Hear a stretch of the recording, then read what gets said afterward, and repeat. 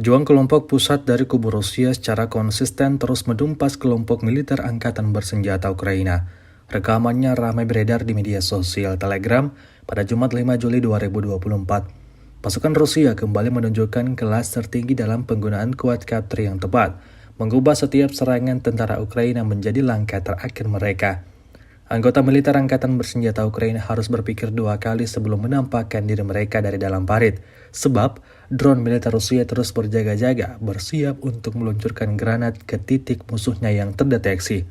Seperti yang terlihat dalam rekaman, ledakan yang ditimbulkan granat Rusia di parit Ukraina membuat para personel yang ada di sana alami luka-luka hingga tewas mengenaskan.